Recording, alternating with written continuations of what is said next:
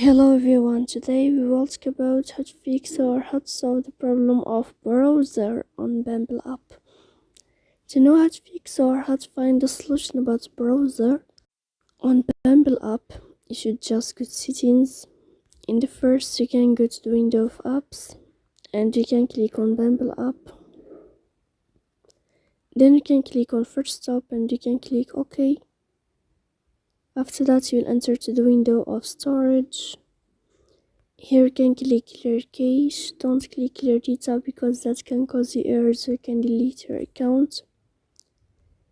In the end, you can turn off your Wi-Fi and you can turn on your Wi-Fi again.